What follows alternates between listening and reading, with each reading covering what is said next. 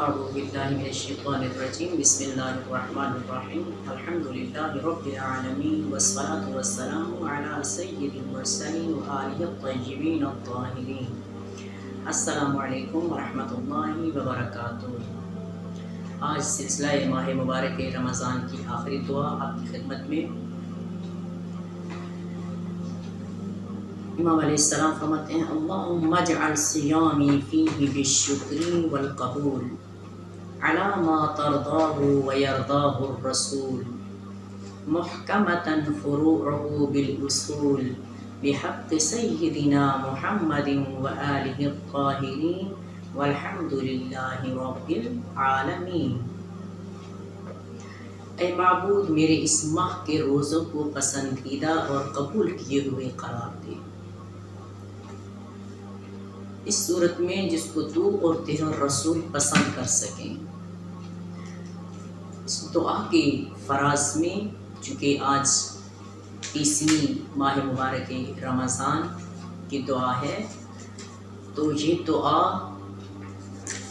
خلاصہ ہونی چاہیے، یعنی نتیجہ ہونی چاہیے باقی تمام دعاؤں کا کہ خدایا جتنی عبادات میں نے انجام دی، جتنے میں نے روزے رکھے جو تیری اطاعت کر سکے، میرے روزے شرف قبولیت تک پہنچا، میری عبادات میری اطاعت جو اس ہر مہینے میں انجام دے سکے، اور وہ جو تیری اور تیرے رسول کے خوشنودی کے لیے اور مورد رضا۔ یہاں اس میں کہ محکمۃ فروعہ بالاصول، اور محکم فرما مستحکم فرما اس کے فروع کو اصول کے ساتھ، یعنی اگر اصول ہیں تو فروع کی کوئی حیثیت ہے، اگر اصل نہیں تو فرع کی پھر کوئی حیثیت نہیں ہے۔ اصول چونکہ جڑ ہیں، بنیاد ہیں، بیس ہیں،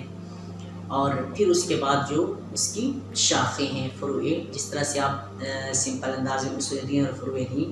اس کو کہتے ہیں کہ اصول دین کیا ہے؟ توحید، عدل، نبوت، امامت، قیامت۔ اسی طرح سے آگے فروع دین نماز، روزہ، حج، زکوٰۃ، یعنی اگر آپ کا یقین اصول پر ہوگا تو جو فعل آپ انجام دیں گے پھر وہ فعل آپ کا قابل قبول ہو جائے گا۔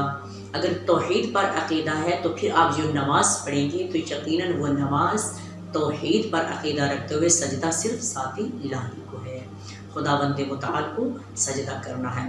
مجھے، روزہ صرف اسی کی ذات کے لیے ہے۔ اسی طرح رسول معظم کی کبھی کہ اگر نبوت پر اعتقاد ہے، یقین ہے، تو محمد الرسول اللہ جو احکامات شریعہ پیغمبر گرامی نے ہم تک پہنچائے، جو کتاب مقدس کے تھرو ہم تک پہنچائے،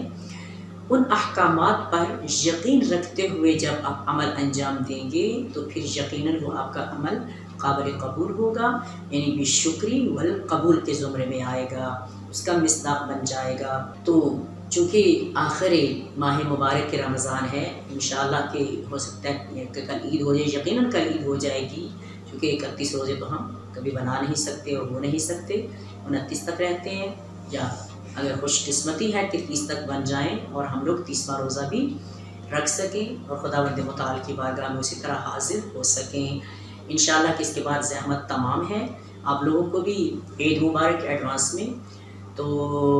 روزے عید کس کو کہتے ہیں اور کس کی عید ہے؟ عید کی خوشی کس کو منانی ہوگی اور کون خوش ہو رہا ہوگا کہ کل روزے عید ہے؟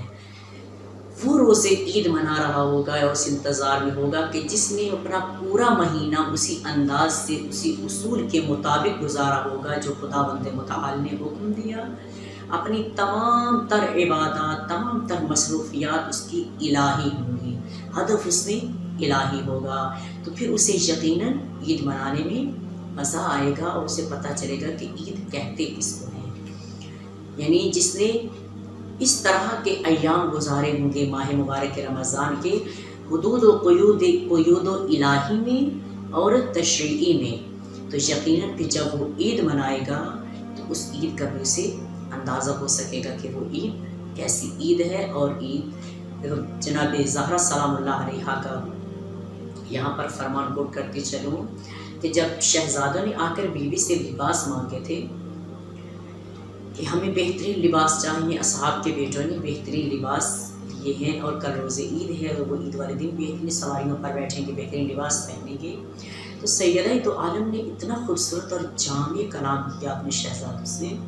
بی بی فرماتی ہے بیٹا ہمارے لیے ہر وہ دن عید ہے جس دن ہم اللہ کی عبادت زیادہ کریں، اللہ کی اطاعت زیادہ انجام دے لیں، وہ ہر وہ دن ہمارے لیے روز عید ہے۔ تو اس لیے مومن کے لیے ہر وہ دن روز عید ہے کہ جس دن وہ اپنے خدا کی اطاعت میں زیادہ رہ چکا ہو اور اس نے معصیتیں نہ کی ہوں، یا اگر کی بھی ہوں تو کم کی ہوں۔ اور پھر اس نے فرمایا ہے کہ امام صادق علیہ السلام فرماتے ہیں نیکی صرف دو چیزوں میں ہے، ایک وہ کہ ہر انسان، جس انسان کا ہر آنے والا دن اس کی نیکیوں میں اضافہ کرے، اور اس کا ہر آنے والا دن اگر اس میں معصیت ہو جائے تو توبہ سے فوراً وہ اس کی تلافی کرے، اصلاح کرے۔ بہترین نیکیاں یہ ہیں، اور ہم نے پورا مہینہ پروردگار عالم کے سامنے حاضر ہو کر جس انداز سے ہم اس کی اطاعت کر سکتے تھے، اتباع کر سکتے تھے اہل بیت اطہار کی۔ محکمۃ الفروع بالاصول، اگر اصول آپ کے محکم ہیں تو فروع آپ کے قبول کر لیے جائیں گے۔ اگر اصول ہی آپ کا محکم نہیں ہے، اصول پر ہی آپ کو یقین نہیں ہے، تو فروع آپ کے قبول نہیں کیے جائیں گے۔ اور فروع ہیں کیا؟ جیسے خداوند متعال قرآن مجید میں سورہ ابراہیم کی آیات فرماتے ہیں کہ الم تر کیف ضرب اللہ مثلا کلمۃ طیبۃ کشجرۃ طیبۃ اصلها ثابت وفرعها فی السماء، کیا تم نے اس مثال کو نہیں دیکھا کہ کلمۃ طیبہ، اس کلمہ طیبہ کو نہیں دیکھا؟ کون سا کلمہ طیبہ؟ کہ جس کی مثال پاکیزہ درخت کے ساتھ دی گئی، طیبہ درخت کے ساتھ دی گئی کہ کشجرۃ طیبہ، وہ درخت کہ جس کی اصلھا، جس کی جڑیں مضبوط ہیں، محکم ہیں، وفرعھا فی السماء، اور اس کی شاخیں آسمانوں میں ہیں۔ اور جب اس کی شاخیں آسمانوں میں ہیں، طیبہ کلمہ کہا جاتا ہے کہ پاکیزہ بات کو، اور پاکیزہ بات سے مراد کیا ہے؟ یعنی وہ موقف کہ جو خداوند متعال نے پیش کیا اور رسول معظم لے کر ہم تک پہنچے، اور اس موقف کا اظہار قول اور فعل کے ساتھ جب کوئی مومن کرتا ہے، کو بندہ کرتا ہے، پھر پتہ چلتا ہے کہ یہ شجرہ طیبہ کے ساتھ منسوب ہونا چاہتا ہے، کیونکہ اس کی جڑیں مضبوط ہیں کہ اس نے قول اور فعل خداوند متعال اور رسول معظم کو لے لیا اور ان کی رضا کے ساتھ اپنے ہر عمل کو انجام دینا چاہتا ہے۔ تو جب آپ متمسک ہو جائیں گے اس شجرہ طیبہ کے ساتھ، ان مضبوط جڑوں کے ساتھ، تو پھر آپ کے وہ فروعات اس انداز سے انجام دیے جائیں گے کہ جس طرح رسول معظم اور ان کی اولاد اطہار آپ سے چاہتے ہیں۔ پھر آپ کے تمام تر اعضاء و جوارح ان کے تابع اور پیرو ہو جائیں گے، پھر آپ اپنی مرضی سے کوئی عمل انجام نہیں دے سکیں گے۔ تو یہاں پر اس میں یہاں عبداللہ ابن مسعود روایت رسول معظم علیہ السلام سے نقل کرتے ہیں کہ آپ نے فرمایا جس شخص کو 3 چیزیں مل گئیں اسے سعادت حاصل ہو گئی، یعنی سعادت مل گئی اس کو۔ 3 چیزیں وہ کون سی ہیں؟ فرمایا کہ قضا پر راضی رہنا، جو کچھ اس کے حق میں لکھ دیا گیا اس پر راضی رہے، قضا پر راضی رہنا، جب آزمائش آ جائے تو اس پر صبر کرنا۔ نمبر 2، آزمائش کی حالت میں صبر کرنا، یعنی واویلا نہ کرنا، یا اس کی توحید کے بارے میں ایسی کوئی گفتگو نہ کرنا کہ جس سے یہ پتہ چلے کہ یہ شخص اپنے خدا پر شکوے کر رہا ہے، گلے کر رہا ہے، بلکہ اس کی آزمائش پر صبر کرے۔ اور جب اس کے پاس آسائش آ جائے، نعمات کی فراوانی آ جائے، سب کچھ آ جائے، اس حالت میں ان آسائش کو رکھتے ہوئے خداوند متعال سے دعا کرے اور اپنی عاجزی کا مزید اظہار کرے، اور اس آزمائش سمجھے کہ یہ جو آسائش مجھ پر آئی ہے یہ بھی میرے ایمان کی آزمائش بن کے آئی ہے۔ تو یقیناً جب اس کو خدا اور رسول کی رضا کے لیے انجام دے گا تو خداوند متعال اس کے روزوں کو، اس کی عبادات کو بے شکر والقبول کے زمرے میں شامل کر لے گا، اور اس کے وہ فروعات اس اصول کی بنا پر کہ جو محکم ہوں گے ان فروعات کو قبول کر لے گا پروردگار۔ بحق سیدنا محمد و آلہ الطاہرین، بواسطہ یہ سید و سردار محمد اور ان کی آل اطہار والحمدللہ رب العالمین، اور حمد و ثنا ہے پروردگار کی کہ جو رب العالمین ہے۔ انشاءاللہ کہ پروردگار عالم تمام تر عبادات کو قبول فرما لے